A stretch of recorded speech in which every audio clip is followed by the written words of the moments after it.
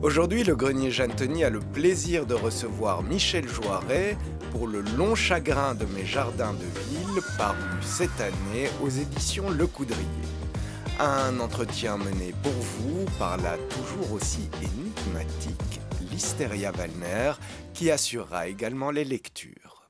C'est donc un des poètes les plus connus et les plus reconnus de la scène poétique belge, mais aussi et surtout pour nous greniéristes, l'un des plus chers à nos cœurs, que nous recevons aujourd'hui en la personne de Michel Joiret. Alors, très cher Michel, tout d'abord bonjour et bienvenue, non au grenier, mais à la maison, puisque c'est en effet au grenier aux chansons que tu fis tes débuts littéraires. Veux-tu, avant que nous en venions à la raison plus précise de ta visite de ce jour, nous rappeler ce que fut cette époque fondatrice et surtout ce qu'il t'en est resté à la fois comme homme et comme poète? Oui. Je pourrais commencer, si tu veux bien, par remercier tous les amis qui sont ici cet après-midi, qui me font honneur d'être là pour échanger nos impressions. Alors, tu me demandes de parler des greniers aux chansons.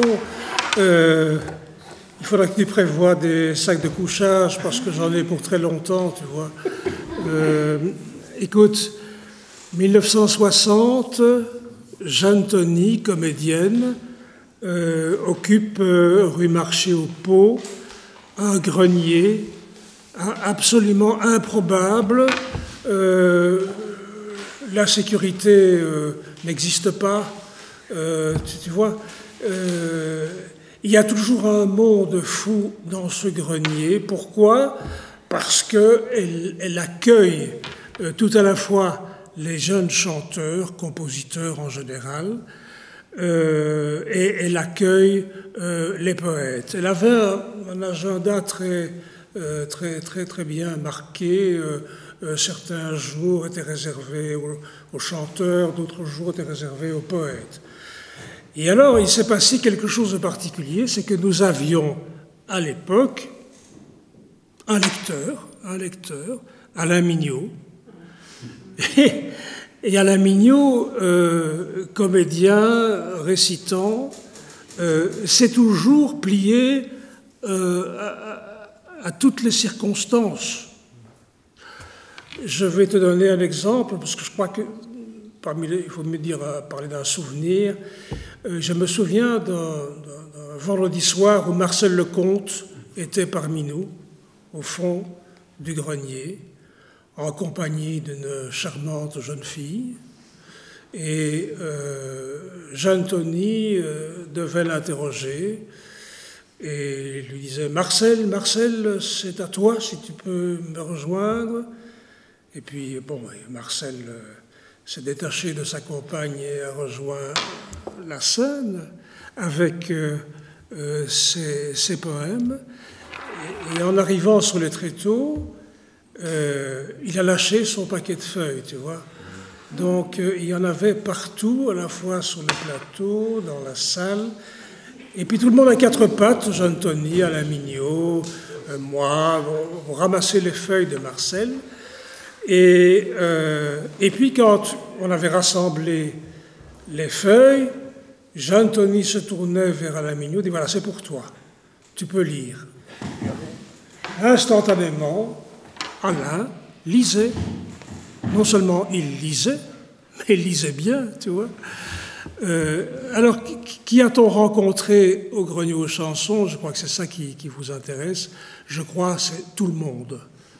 On est tous passés au Grenier aux chansons, que ce soit Jacques Brel et Bruno Brel, surtout, qui était un assidu du grenier, que ce soit Jacques de Decker, que ce soit Adrien Gence, que ce soit Marcel Lebet. On est tous passés au Grenier aux chansons. Je ne connais... Bon, personne n'a fait l'impasse sur le grenier. C'était incroyable. Incroyable. C'était l'événement à Bruxelles, à côté de la gare centrale. Les gens descendaient et envahissaient le grenier. Et puis, ça durait jusqu'à minuit et demi. Et ensuite, tout ce beau monde allait manger un spaghetti du côté de la Grand Place. Il y avait une ambiance étonnante et une efflorescence de talent. Je crois qu'on n'a pas idée, je veux dire, c'est incroyable. Il y avait pas de, je veux dire, d'avis sur la question. Tout le monde se retrouvait au grenier, voilà. C'était évidemment, ma génération était très heureuse d'y être. J'avais trouvé là un de mes meilleurs amis qui s'appelait Werner Lambercy, tu vois. Et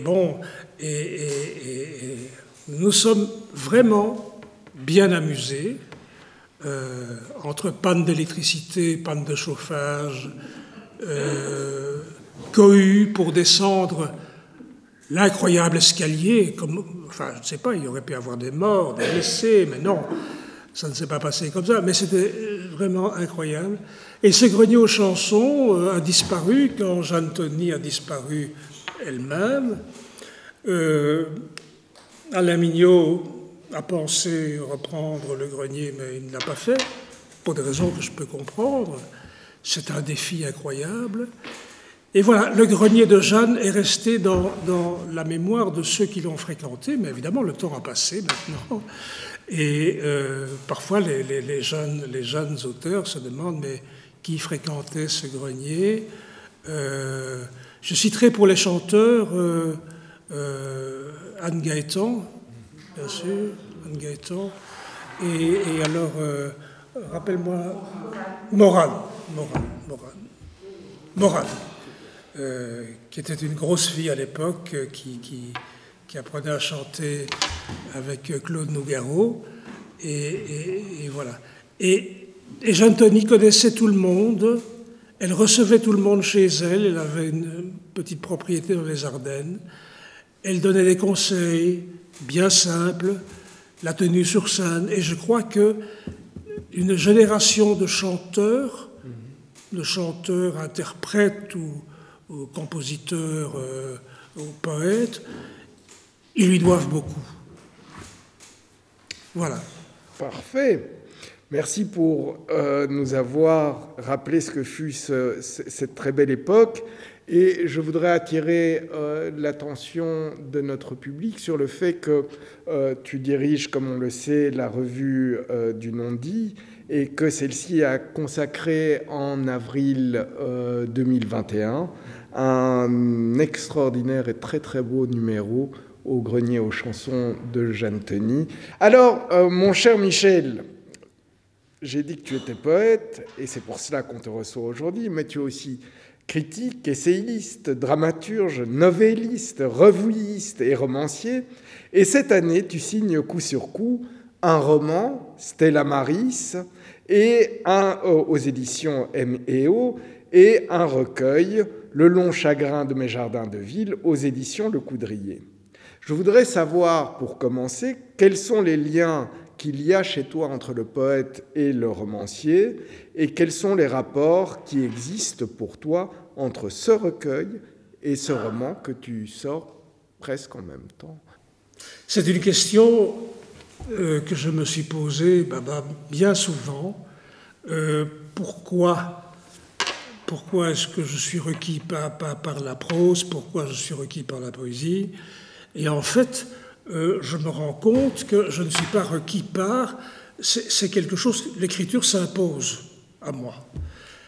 Elle s'impose de manière parfois désagréable, y compris la nuit, avec des bouts de romans, des fins de poèmes, des choses comme ça.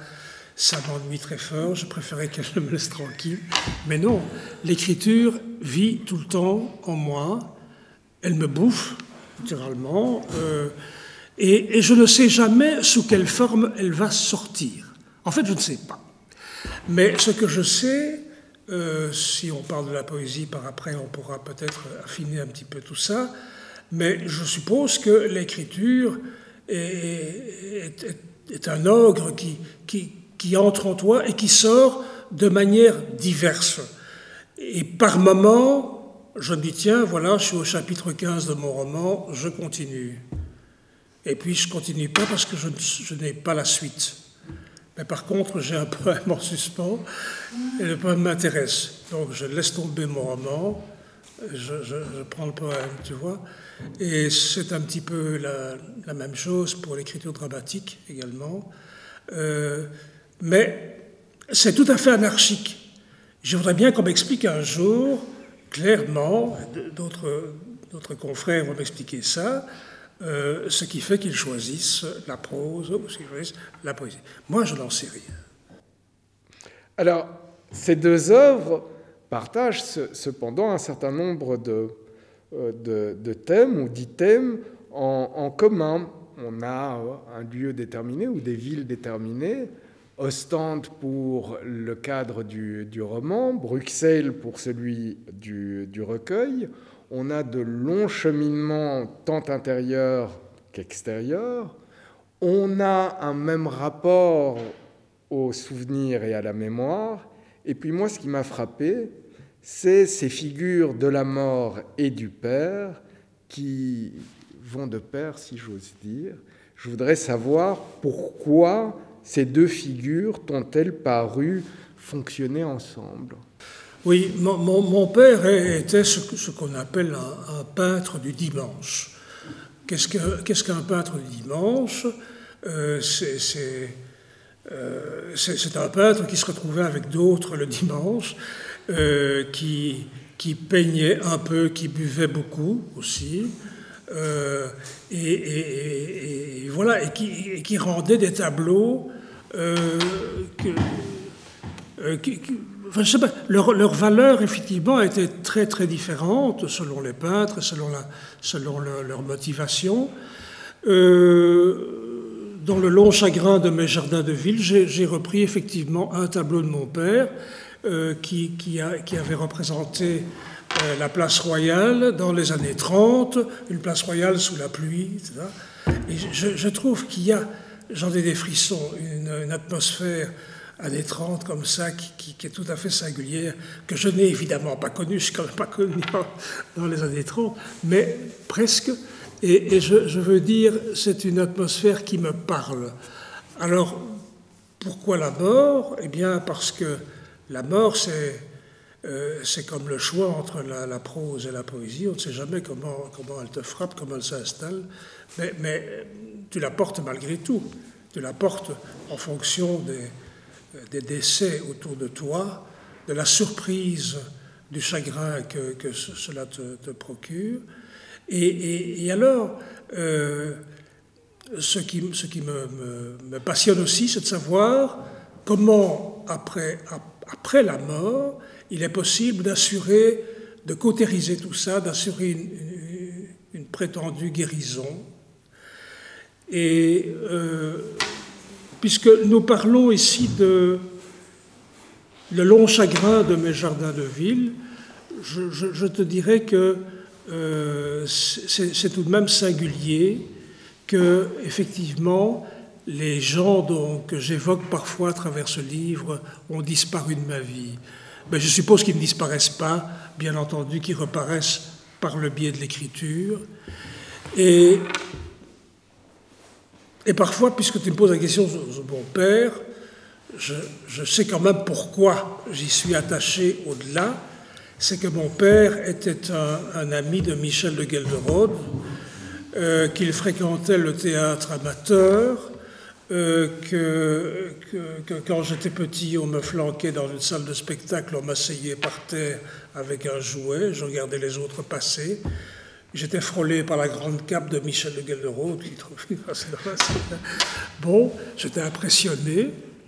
Et alors, l'histoire de cet auteur dramatique est tout de même fabuleuse parce que je crois qu'il s'est disputé avec tout le monde. Il a gardé aucun souvenir heureux des gens que j'ai croisés, parce que j'ai fait une enquête quand j'avais 20 ans, j'ai fait une enquête dans le quartier qu'il fréquentait, les cafés, les magasins, etc. Alors, c'était unanime.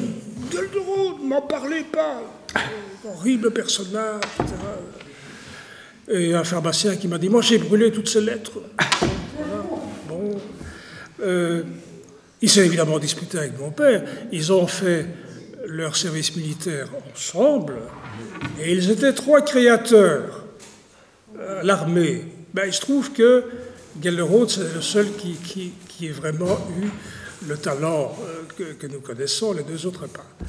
Et puis un jour, Gelderode leur a envoyé à tous les 2 une lettre disant qu'il en avait assez de ces séniles radotages, ce sont ces mots, et qu'il ne voulait plus discuter avec eux de choses qu'ils ignoraient.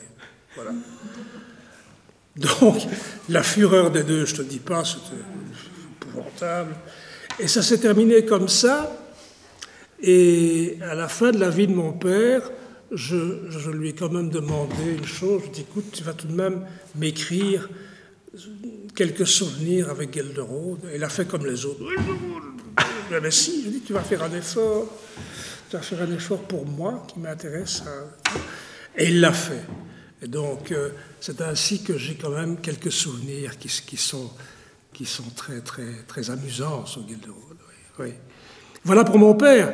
Alors, le long chagrin de mes jardins de ville, on vient de le dire, s'ouvre, j'espère que tout le monde peut le voir, sur une reproduction d'un tableau du papa de Michel. Et le premier texte, je pense, concerne ce tableau. Je vais vous en donner lecture.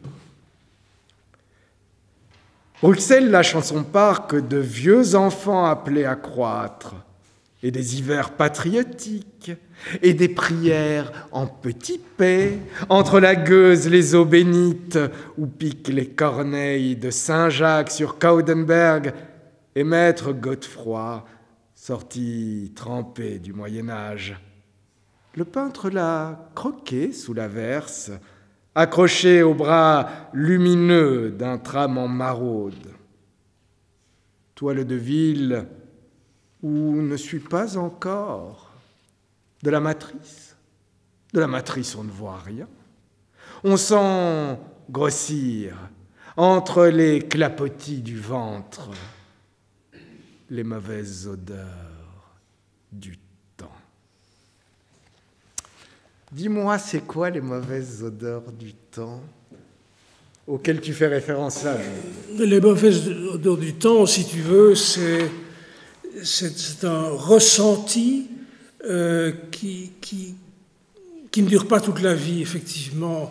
On peut soigner, on peut cautériser, mais nous vivons tous à travers la mort et à travers ces mauvaises odeurs du temps, que ce soit des bons ou des mauvais souvenirs, ce sont des odeurs qui, effectivement, ne sentent pas la violette puisqu'elles ont disparu, tu vois. Je préfère ces fleurs-ci aujourd'hui à toutes les fleurs d'autrefois, tu vois, c'est certain.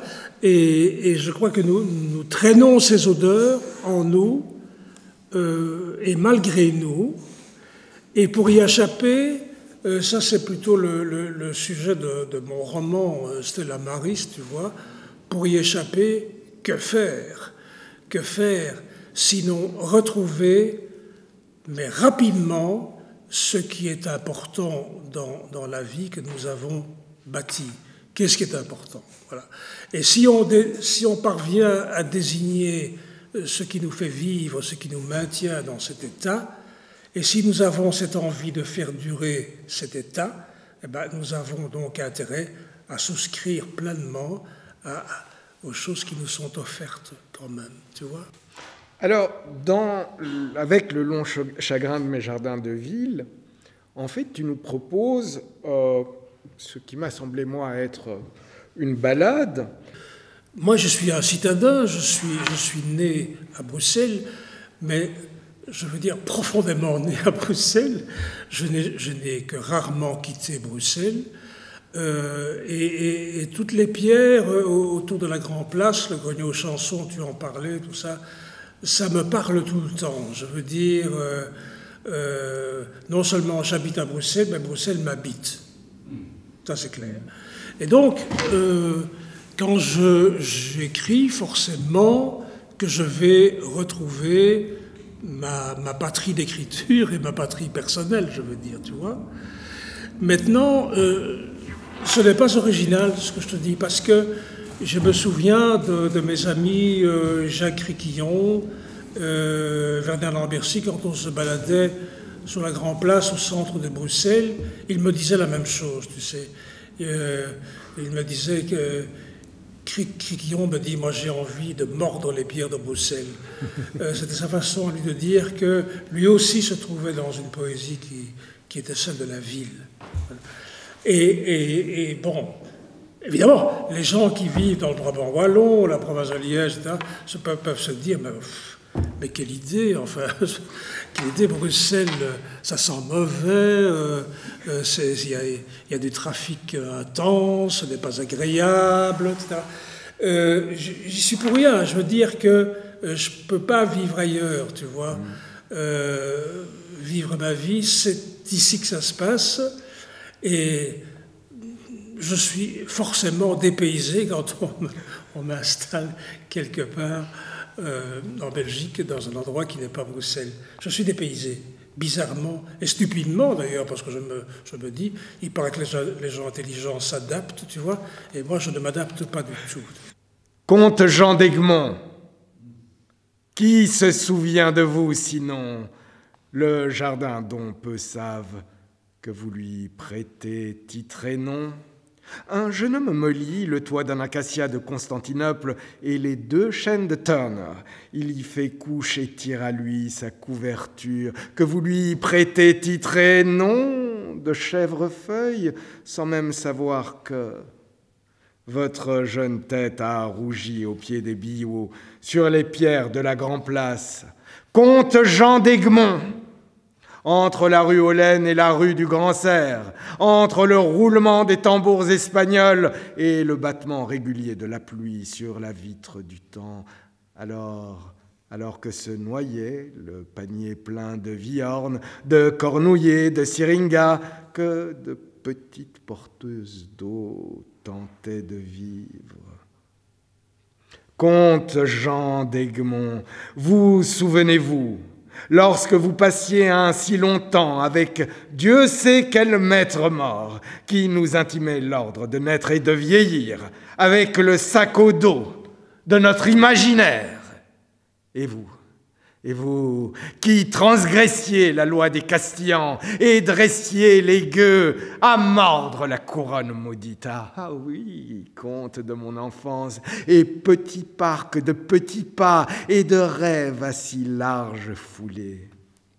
Egmont, qui n'êtes plus qu'un jardin vieux, alors que je pose à mon tour la tête sur le billot de l'âge et que j'entends rire mes toutes petites amoureuses, si nues dans les bras blancs du souvenir, et qu'il me vient, comte, pardonnez-moi, l'envie de tout recommencer une dernière fois, longé par tant et tant de lieux, le passage Marguerite-Yourcenar, entre Magnolia et Acacia de Constantinople, passeur d'ombre qui danse et chuchote, je ne pourrais nommer ces écolières que mes doigts énoncent, ni les gamins tachés à l'encre Waterman, et d'une étoile de mercurochrome au rouge sur le genou qui broyait goulûment la violette et le canisson sous la langue de l'autre.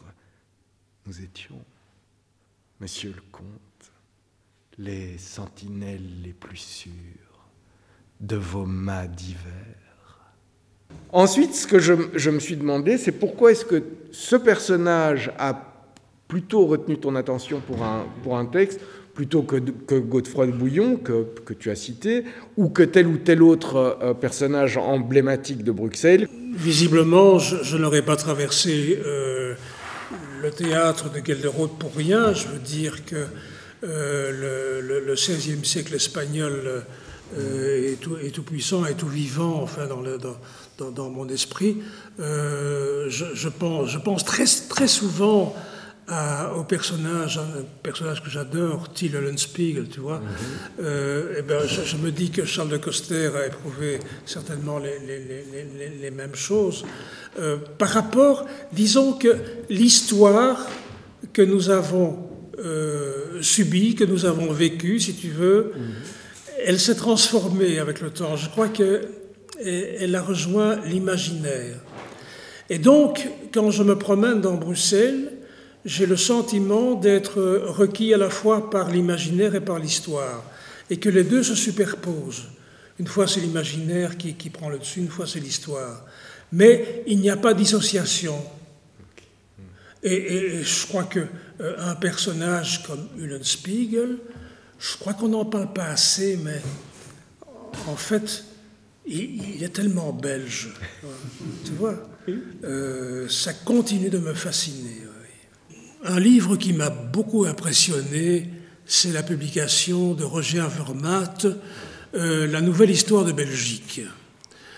En fait, et avec beaucoup d'humour, mais de pertinence, il décrivait le Belge comme quelqu'un qui était occupé pendant toute son histoire, ou à peu près, donc qui a dû s'habituer aux occupants d'origine diverse.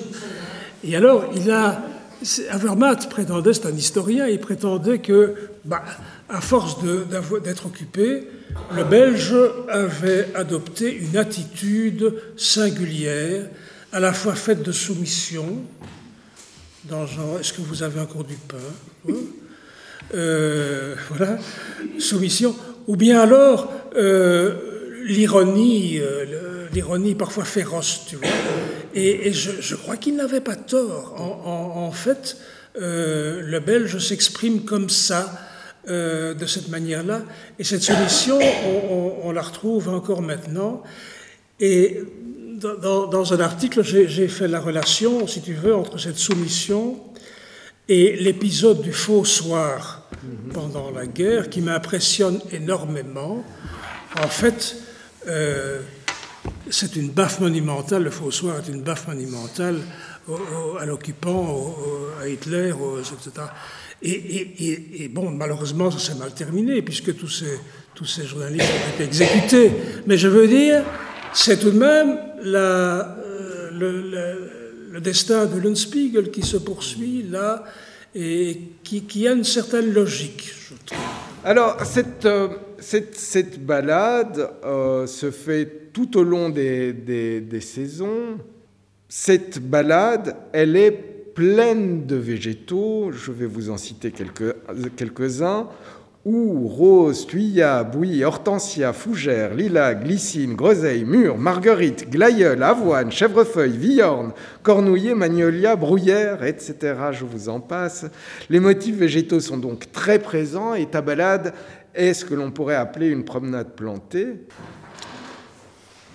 Mais puisque tu parles du jardin, de ces jardins de ville, je te dirais que j'ai eu cette histoire qui est celle de ma jeunesse. Mon père étant coiffeur, il était coiffeur avenue Louise, donc voilà. Et il vivait dans un appartement, si tu veux, et je me suis aperçu que des appartements comme ça, il y en a des centaines, si pas des milliers. Il y avait une arrière-cuisine donnant sur une buanderie carrée, la buanderie elle-même donnant sur ce qu'il appelait un jardin. Mais ce jardin était lamentable, en fait. C'était une petite allée de pierre, et autour de cette allée, il y avait des espèces tout à fait, je dirais, communes, généralement trempées, puisqu'ici il pleut tout le temps, donc c'est un jardin inondé, et les rares fleurs ne survivaient pas longtemps. Alors je me suis dit, et j'ai connu d'autres jardins qui ressemblaient à ceux-là. Ce sont des jardins qui pleurent, puisqu'il pleut tout le temps. Je me suis dit, il pleure tout le temps aussi. Mais ce n'est pas la nature. Je veux dire, quand tu parles de ces jardins-là à quelqu'un qui vit dans le Brabant wallon ou ailleurs avec un magnifique jardin, des fleurs, etc. Mais ça ne ressemble pas du tout à ça. Je veux dire, nous sommes des jardins misérables, à Bruxelles, de petits jardins misérables. Mais ces jardins, c'était finalement la seule ouverture à la nature qui m'était donnée. Et donc, ce jardin est devenu précieux pour l'enfant que j'étais, car il me permettait de quitter mes petites autos un moment, de faire quelques pas et de me trouver dans cet univers naturel, entre guillemets, tu vois, horrible si on pense à des jardins, de vrais beaux jardins. Et ça m'a frappé, j'ai vu ça chez d'autres aussi, que ce jardin, finalement, le mien n'était pas du tout une exception, c'était un jardin ordinaire, citadin. Et voilà, ce qui m'a frappé aussi, c'est que j'ai rarement vu ce jardin éclairé. Il y avait toujours des lumières basses, il y avait de la pluie, du gris, du noir, etc. Et je me suis dit, ben, l'inspiration est venue comme ça, le long chagrin de mes jardins de ville, tu vois. Et je leur ai donné un titre de noblesse. Alors, je voulais justement, à propos du chagrin, te poser une question. C'est quoi la différence entre le chagrin et la tristesse? Je dirais que le chagrin est une profonde... je veux dire, c'est une lame plantée dans le cœur de la vie, si tu veux, qui fait extrêmement mal. Et le chagrin se manifeste de différentes manières. Bon, après la perte d'un être cher, après différentes situations insupportables, tu vois, une injustice là. Mais seulement, je crois que le chagrin a une durée. Tandis que la tristesse, pour te dire la tristesse, je reviens à Montguelderode.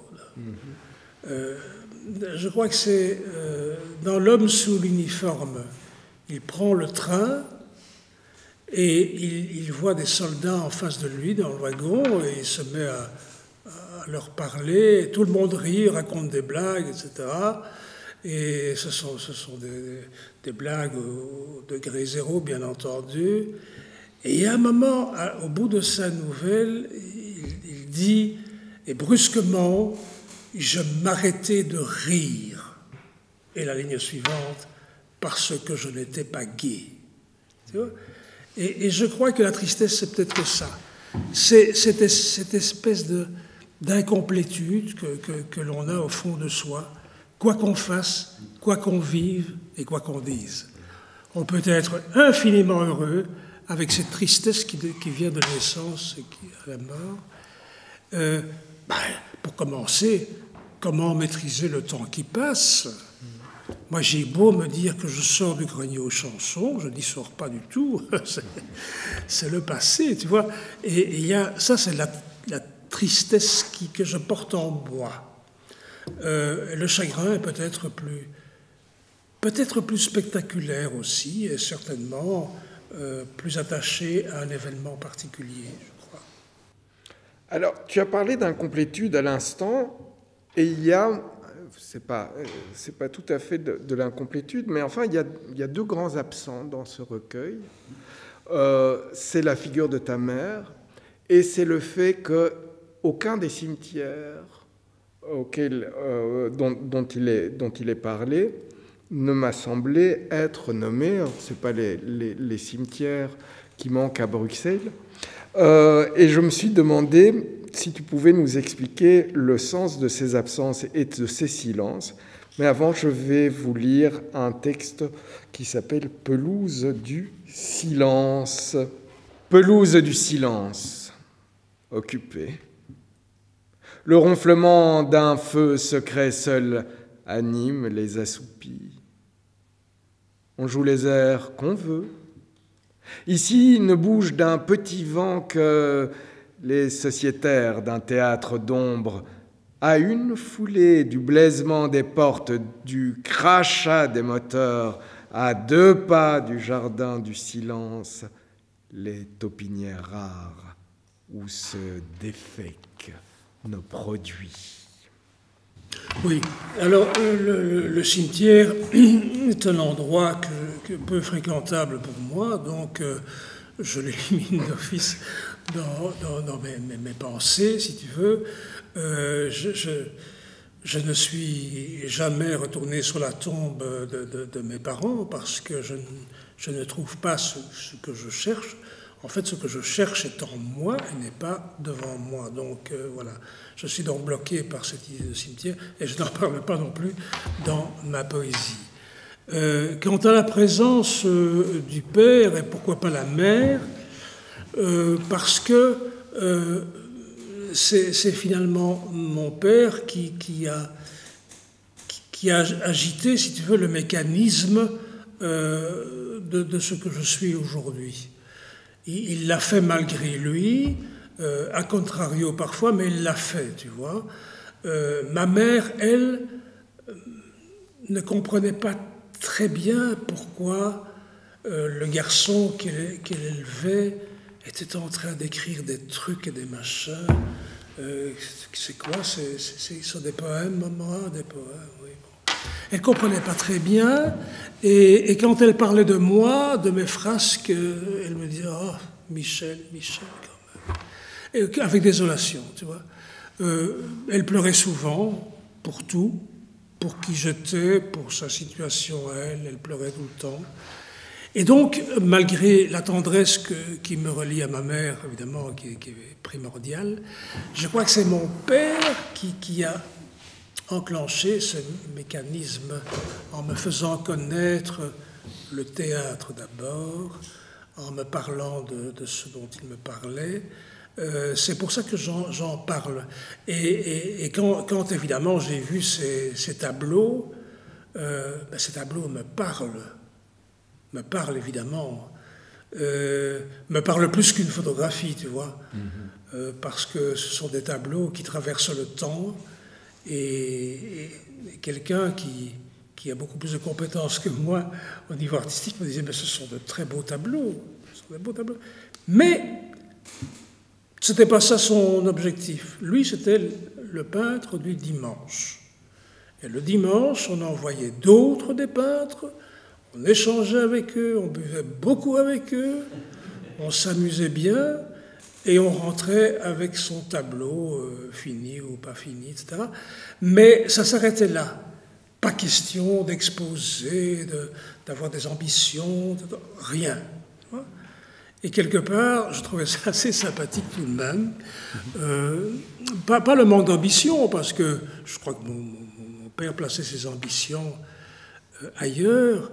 Je sais par exemple, tu parlais des chansons tout à l'heure, il avait envoyé une chanson à Maurice Chevalier, il voulait que Chevalier l'interprète, et je ne me souviens que du titre, « Il y aura encore de beaux jours ». Ah oui, mais ça m'est resté. Voilà pourquoi je parle de lui, tu vois.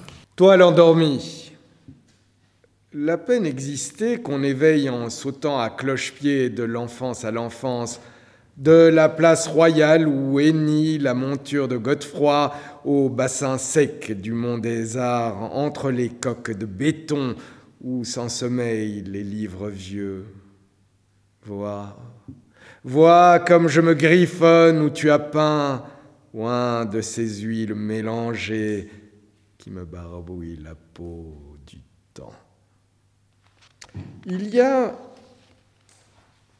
ce que tu dis et il y a ce que tu tais. Il y a un texte notamment où tu as une formule que je vais retrouver parce qu'elle m'avait beaucoup marqué. C'était celle-ci. « Qui me reçoit ignore tout de ce que je n'écris pas. » Alors, je voudrais savoir comment est-ce que tu situes le silence, son voisin le non-dit, par rapport à la parole, précisément. Ça tient peut-être au fait que quand je parlais tout à l'heure du choix éventuel entre la prose et la poésie, je suis persécuté jour et nuit par des images, des morceaux de phrases, des mots, tu vois. Parfois c'est un mot qui me séduit, puis j'ai envie de le travailler comme on travaille une sculpture. Parfois j'ai envie d'approfondir, parfois j'ai envie d'en modifier le sens. Et ça, ce ne sont pas des caprices, ce sont des éléments qui me construisent. Alors, C'est effrayant pour ma femme, par exemple. J'ai à peine écrit un roman. Elle me dit, mais non, il va nous foutre la paix pendant quelque temps. Pas du tout. Il y a un autre qui s'installe, peu à peu, tu vois. Et voilà. Et alors, la pauvre, elle me voit un peu distrait. Elle me dit, n'oublie pas ceci. Heureusement, elle me rappelle, n'oublie pas de faire ceci, il faut aller chez un tel, etc. Il faut acheter ceci ou ça. Heureusement, parce que je n'aurai pas la paix tant que je n'aurai pas écrit la fin de ce roman, tu vois. Et ça, c'est effrayant, parce que ce non-écrit, si tu veux, dont tu parles, ben c'est bien ça, évidemment. Hein. Qu'est-ce qui va se passer? Et en fait, j'entends dire pompeusement certains écrivains, notamment un prix Renaudot, j'ai oublié son nom, mais qui disaient moi, je suis mes personnages, ce sont mes personnages qui me montrent la voie à suivre. Oui, mais c'est pas faux, finalement, c'est pas faux. Il y a des moments où j'arrête mon clavier, je n'écris plus, et puis je dis je ne sais plus, ça va pas plus loin. Et puis, peu à peu, je me dis, mais qu'est-ce qu'il veut me dire? Où est-ce qu'il veut me mener? Et qu'est-ce qui se passe? Et puis je retombe immanquablement sur une expérience qui me rappelle le personnage, la situation, l'interrogation, et ça redémarre, tu vois. Ça ne veut augurer en rien de la réussite de ce qu'on décrit. Ça, j'insiste beaucoup. En fait, c'est une question aussi importante, parce qu'avoir la fatuité de publier ce qu'on écrit, c'est tout de même quelque chose, je veux dire, c'est pas rien, pas rien. On pourrait se contenter de remplir des cahiers, de dire, voilà, j'ai écrit. Non, non, non. On cherche un éditeur, on se fidélise à une démarche d'écriture, etc. Tout ça, c'est extrêmement difficile. Et donc, voilà. Dès lors qu'un personnage raccroche un élément de ta propre vie. Je vais donner un exemple pour être concret, sinon ça reste un peu flou, mais bon. Il arrive, dans le roman que j'écris actuellement, il y a un chien. Il y a un chien que j'essaye de représenter, il est important dans la séquence que je suis en train d'écrire, et immédiatement, ce chien me rappelle un autre chien que je possédais quand j'étais professeur en Tunisie, tu vois, et je repartais aux vacances, je repartais en Belgique, et j'avais mon chien, je ne savais pas où le placer, et mon chien, il me suivait tout le temps, il était attaché, j'étais attaché à mon chien. Et puis, j'ai demandé à un ami de me garder le chien pendant toute la période des vacances, le temps que je revienne à la rentrée scolaire. Et quand je suis retourné en Tunisie, eh bien, le chien avait disparu. Et le type m'a dit, voilà, le jour même où tu es parti, le chien, il a pris la direction du désert, il est parti. Je vais écrire l'histoire de ce chien-là, tu vois, parce que pour moi, c'est une chose importante dans ma vie. Voilà. Toi, je n'ai pas trouvé qui c'était, ce n'est pas signé en tout cas. Que ton œuvre entière nous raconte l'éternelle et poignante histoire d'un homme jeté par hasard dans la vie. Tu parles, toi, d'un petit jeu de si maigre légitimité, ballotté entre absurde de la mort et hasard de la vie. Et je me suis demandé, finalement, qu'est-ce qui le sauve, ce petit jeu de si maigre légitimité? Je veux dire, qu'est-ce qu'il en reste au terme d'une vie qui a une certaine épaisseur, comme je vais vous en donner lecture dans un texte qui s'appelle « Un arbre centenaire ». Un arbre centenaire couronne le désir d'être.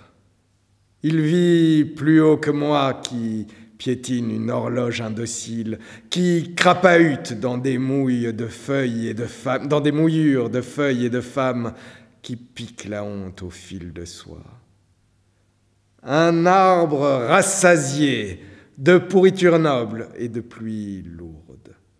Voyeur de vie innombrable et de saisons confites. Un arbre de compagnie où je couche comme un mulot sur la mousse invisible du temps. Dis-moi, qu'est-ce qui reste finalement à cet homme?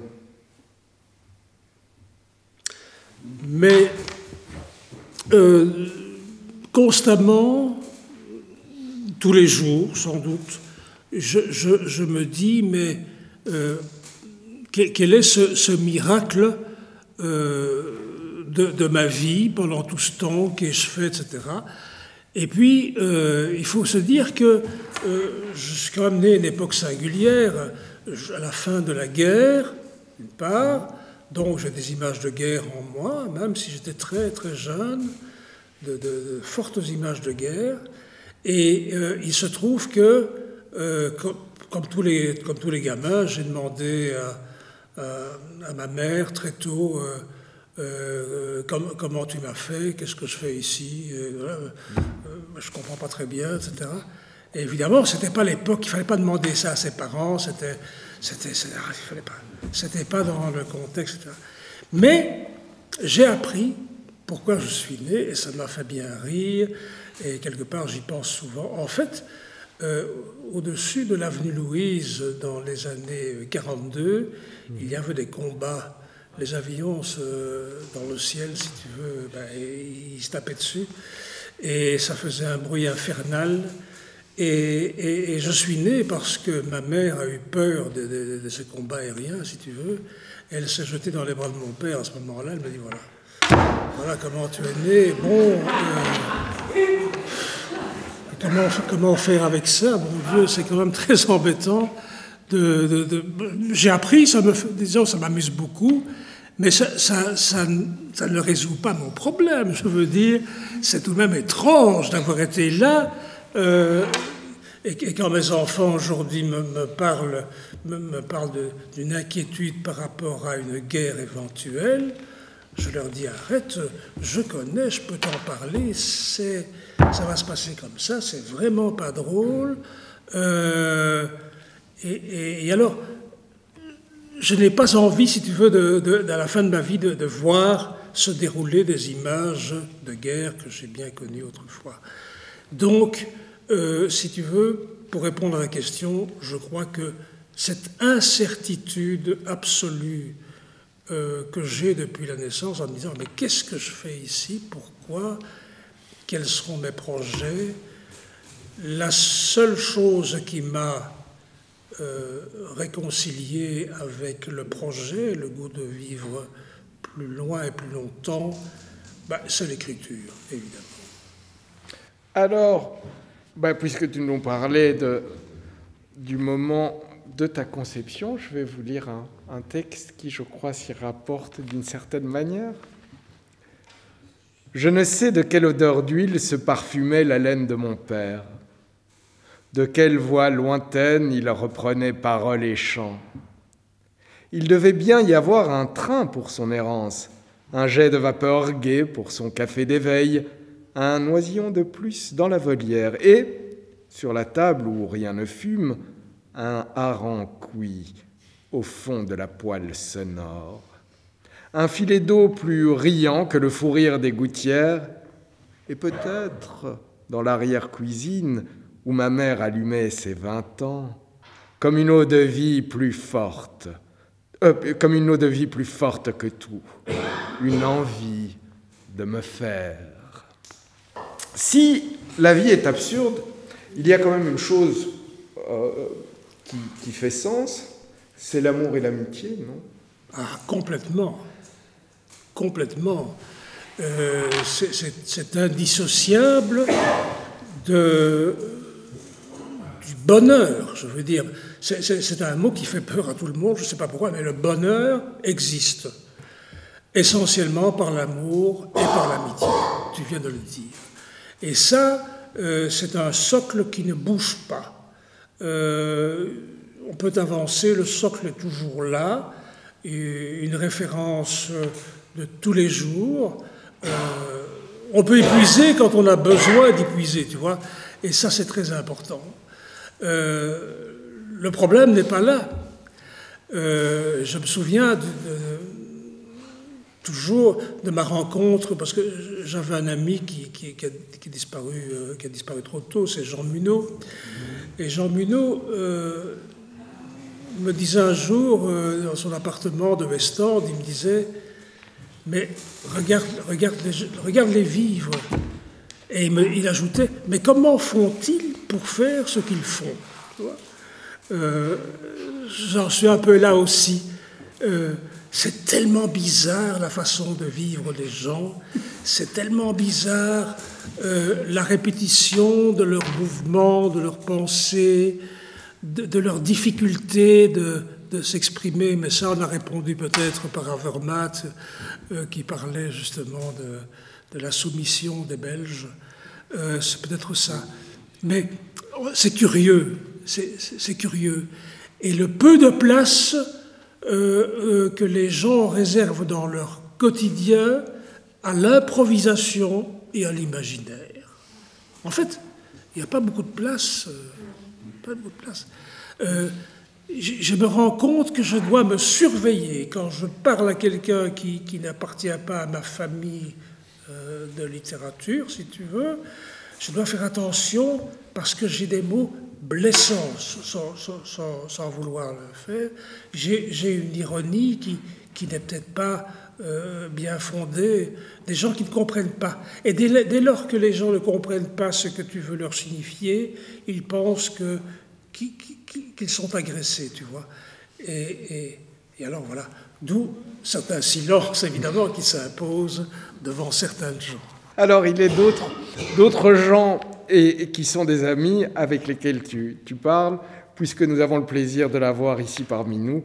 Je vais vous proposer La traversée des petits jeux, qui a été écrit pour Joseph Botson.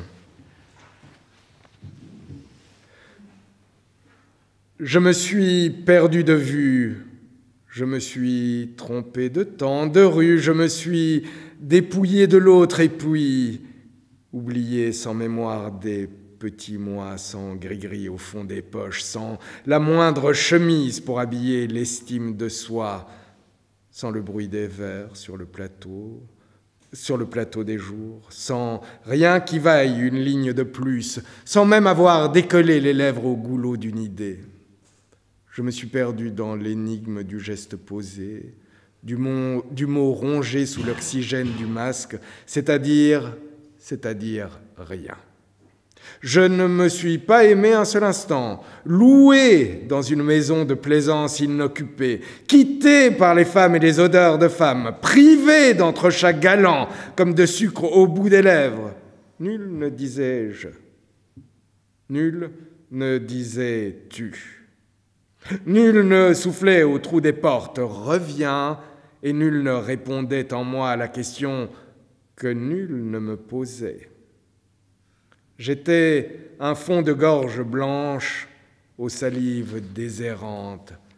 Si je vous revois aujourd'hui entre soleil et lune, si je vous dis les mots dans un baiser de langue, c'est peut-être que nous gardions en mémoire un peuple de petits jeux à nous, répétés comme des provisions de bouche. Alors, la poésie, tu en es un très très grand connaisseur. On te doit notamment la poésie française de Belgique de 1880 à nos jours, publiée en 1977 chez Nathan et Laborde, et la littérature belge de langue française, publiée chez Hatier en 2000. J'aimerais savoir comment toi tu te situerais dans cette poésie française de Belgique. Si on devait te rattacher à une veine poétique, quelle serait-elle, si du moins se faire se peut, si tu es classable?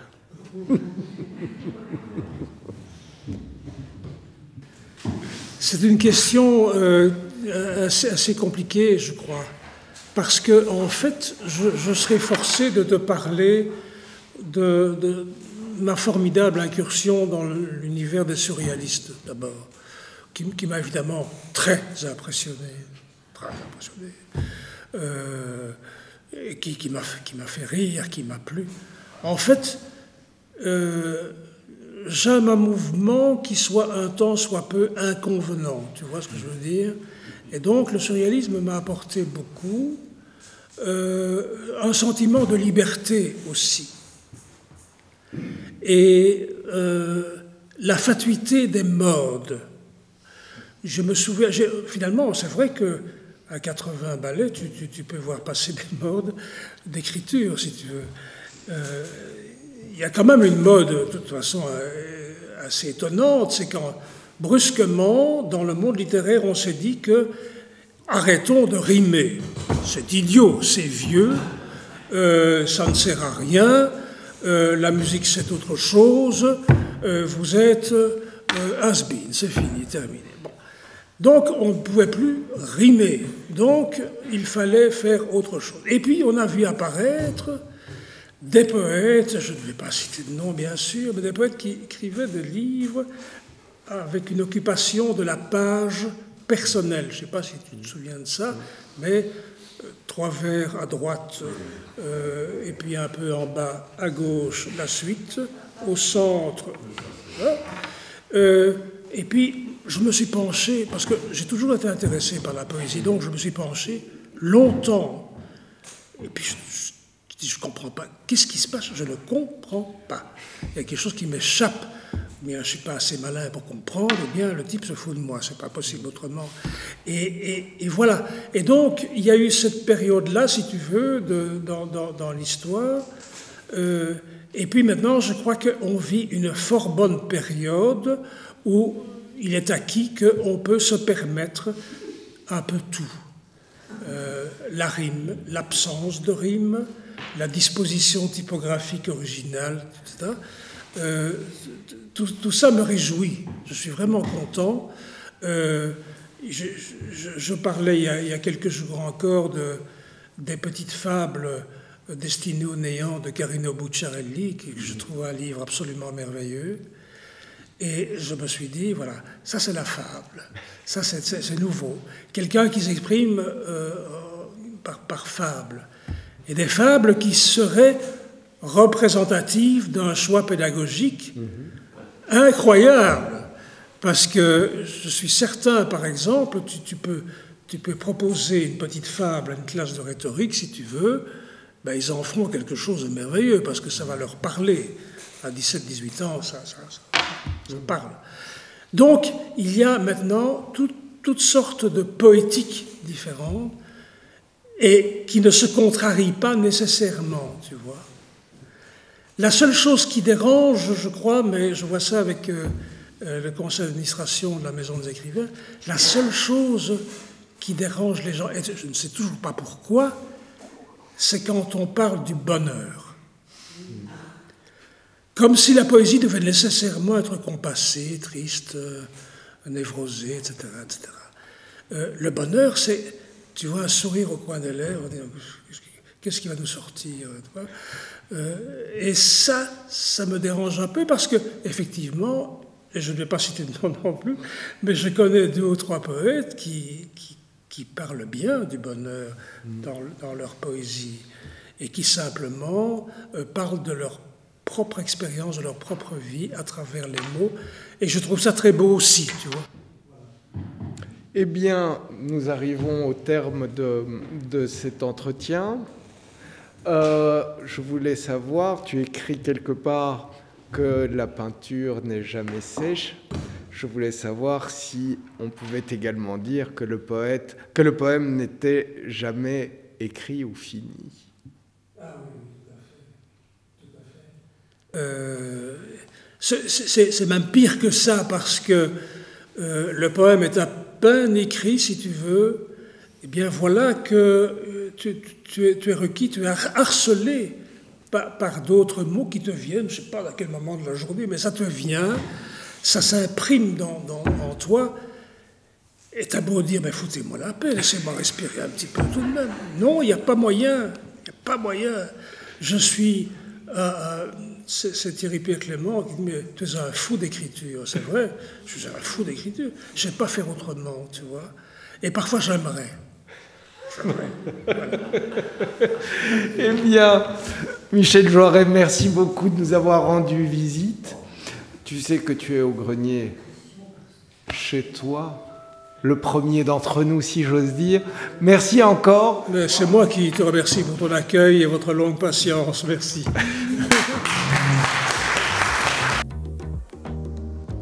Et pour vous remercier de votre participation à ce numéro inaugural des Masques et la Plume, cette rose, Michel Joiret, qui ne devrait être pour vous qu'une pierre de Ronsard. Et surtout, n'oubliez pas, à présent et chaque mois, c'est les Masques et la Plume.